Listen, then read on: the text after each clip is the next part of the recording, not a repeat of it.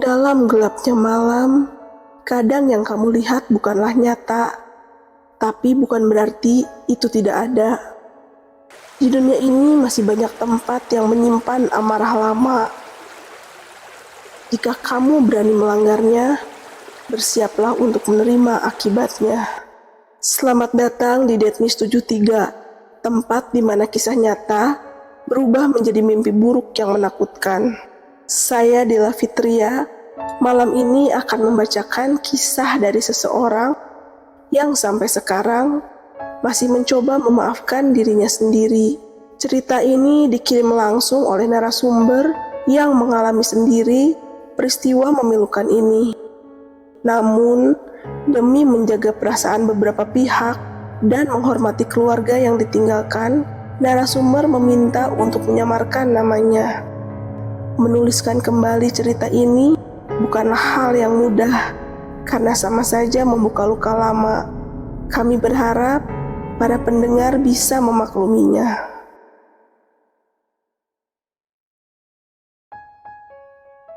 Namaku Resa.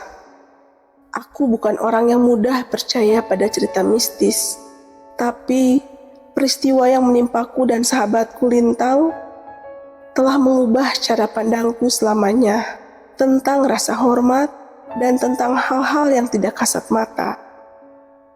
Semua bermula dari liburan ke Ciwidey, Bandung Selatan.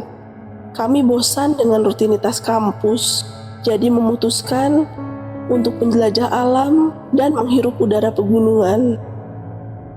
Aku dan Lintang sudah berteman sejak SMA. Dia tipe laki-laki yang ceria, penuh canda, dan kadang suka menggoda orang lain dengan kelakar khasnya. Meski begitu, Lintang sebenarnya adalah anak yang baik.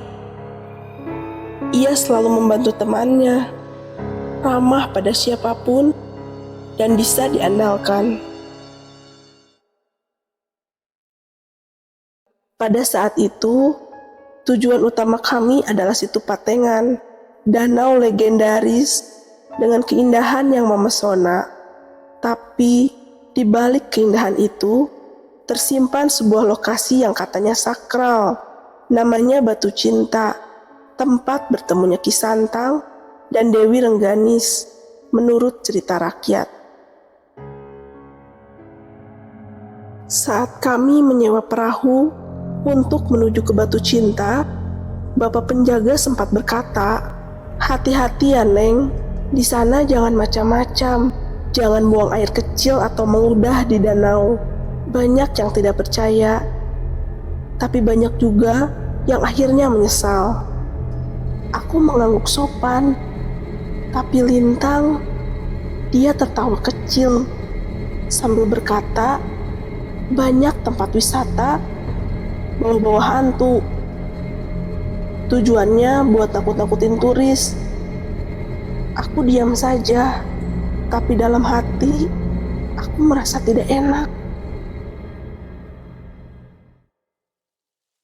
Sesampainya di Danau Cinta, kami duduk sejenak di tepian. Udaranya tenang, sejuk, danau tampak seperti cermin raksasa yang memantulkan langit. Tapi justru itu yang aneh. Tak ada suara burung, tak ada angin. Semuanya sunyi.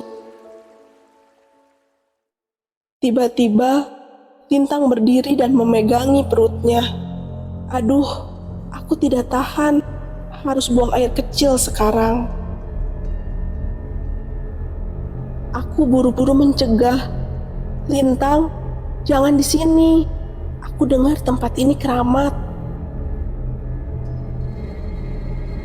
Dia tertawa kecil, berjalan ke balik semak tanpa rasa bersalah, lalu buang air kecil di sana dan meludah ke air sambil berkata, "Kalau memang ada penunggu, suruh saja muncul, biar aku ajak bicara." Aku menegurnya lagi dengan keras, tapi Lintang hanya tersenyum sambil mengangkat bahu.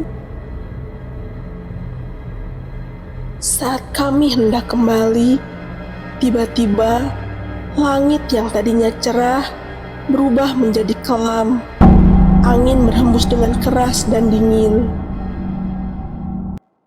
Di tengah danau, terlihat seperti pusaran kecil yang berputar perlahan, menimbulkan riak yang menjalar hingga ke perahu kami. Aku gemetar. Lintang mulai panik. Kami mendayung pulang dalam hening, dengan degup jantung yang rasanya terdengar lebih keras dari desir air. Dan sejak itulah, semuanya mulai berubah. Malam itu, kami langsung pulang. Tapi, saat melewati jalan yang sepi di antara kebun teh, mobilnya mendadak berhenti. Di depan kami, ada seorang kakek tua berdiri diam tepat di tengah jalan. Bajunya compang-camping, wajahnya keriput, tapi senyumnya membuat bulu kuduku berdiri. Saat kami turun untuk melihatnya dengan seksama, dia menghilang begitu saja. Beberapa hari setelah kejadian itu, Lintang mulai sering mengeluh.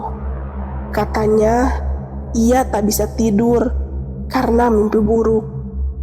Di dalam mimpinya, dia selalu berada di danau yang sama, tapi airnya merah. Dan di tengah danau, berdiri kakek tua dengan wajah yang menakutkan dan memanggil nama Lintang berulang kali. Lintang mulai sering berbicara sendiri, tertawa lalu menangis, dan tiba-tiba diam. Kami semua berpikir Lintang hanya stres atau lelah, tapi kemudian Lintang mulai melihat sosok itu bahkan saat terjaga. Dia berdiri di sudut kamarku setiap malam, Resa. Dia terus menatapku.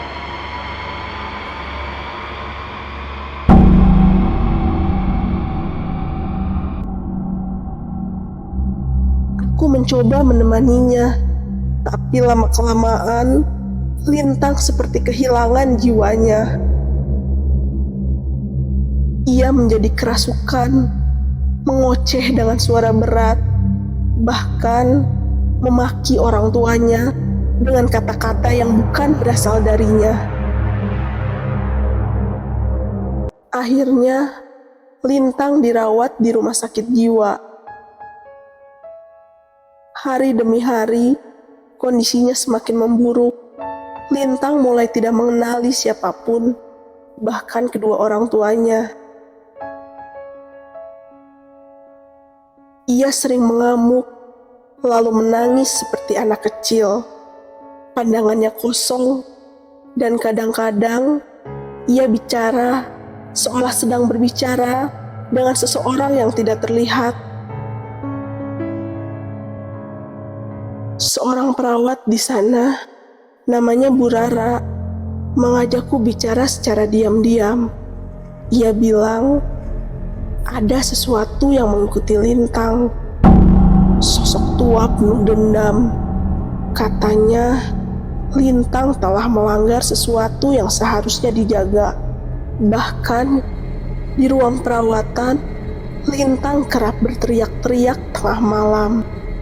Ia mengaku, sosok kakek itu duduk di ujung ranjangnya, tertawa lalu mendekat dan mencengkram lehernya. Tapi saat perawat masuk, tidak ada siapapun. Orang tua Lintang berusaha keras. Mereka mendatangkan ustadz, dukun, bahkan paranormal dari luar kota. Tapi semuanya gagal. Setiap kali ditangani, sosok itu kembali lagi. Sampai akhirnya Lintang menyerah. Lintang ditemukan di kamar mandi rumah sakit, tergeletak dengan mulut berbusa setelah meminum cairan pembersih. Ia meninggalkan sebuah tulisan di balik sobekan kertas. "Aku salah, aku minta maaf, tapi dia tak mau pergi." Namun kematiannya tidak pernah diumumkan sebagai kasus bunuh diri. Pihak rumah sakit dengan alasan menjaga nama baik dan ketenangan pasien lainnya meminta keluarga Lintang untuk menutup rapat peristiwa ini. Mereka menyebutnya sebagai kematian mendadak akibat komplikasi kesehatan mental. Tidak ada media, tidak ada penyelidikan lebih lanjut. Kematian Lintang berakhir sebagai berita biasa. Meskipun hati orang tuanya remuk, mereka akhirnya hanya bisa mengikhlaskan. Mereka mengatakan Lintang sudah kembali kepada Yang Maha Kuasa, dan mungkin ini memang sudah takdirnya. Di balik air mata dan rasa kehilangan, mereka mengembalikan semuanya pada kehendak Tuhan. Dan saat pemakaman, langit seperti ikut berduka. Hujan turun dengan deras, membasahi setiap doa dan pelayat yang hadir. Langkah-langkah di tanah merah berubah menjadi lumpur, seolah alam pun menangisi kepergian Lintang. Payung-payung hitam tak mampu menahan dinginnya udara, dan tangis ibunya pecah ketika jenazah Lintang diturunkan ke liang lahat. Aku berdiri tak jauh dari sana, mematung di bawah rinai hujan. Rasanya seperti Lintang ingin mengatakan sesuatu, tapi sayangnya sudah terlambat. Mungkin hujan itu adalah air matanya. Mungkin itu adalah penyesalan yang tak bisa diucapkan. Dan saat malam tahlilan, aku datang meski masih terguncang. Tapi saat aku berdiri di halaman rumah Lintang, aku seperti melihatnya. Sosok kakek itu berdiri di antara para pelayat, persis seperti cerita Lintang, menyeringai, menatapku. Tapi aku meragu, apakah itu nyata atau hanya ilusi akibat rasa sedihku. Tatapannya seperti berkata, siapa yang tidak percaya akan dipaksa percaya. Siapa yang tidak hormat akan dihukum. Beberapa minggu kemudian, aku bermimpi. Dalam mimpi itu, aku kembali ke Danau Cinta. Langitnya kelabu, airnya tenang. Di atas batu cinta, Lintang berdiri, mengenakan pakaian putih dan tersenyum padaku. "Jangan sedih, Res. Aku sekarang di sini, menjaga tempat ini." Ia menatapku lembut dan menghilang dalam kabut. Sejak itu, aku percaya bahwa tidak semua tempat bisa dijadikan tempat bermain. Ada tempat yang harus dihormati karena di sana masih ada yang menjaga. Aku tidak pernah trauma untuk kembali ke sana. Danau itu tetaplah indah. Ia menyimpan kenangan, bukan hanya duka, tapi juga kebersamaan yang dulu kami miliki. Sesekali, aku kembali ke sana, bukan untuk menantang, tapi untuk melepas rindu pada lintang dan menikmati keheningan alam yang dulu pernah kami rasakan bersama.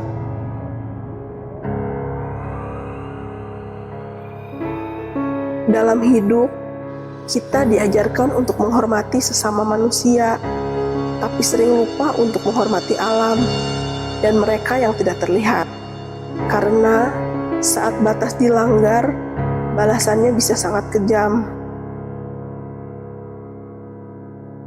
Jika kisah ini membuatmu merinding atau berpikir ulang sebelum bersikap gegabah, jangan lupa untuk like, komen, dan subscribe. Karena setiap minggu, kami akan hadir membawa kisah-kisah nyata yang mungkin lebih dekat dari yang kamu kira. Sampai jumpa di balik gelapnya malam berikutnya.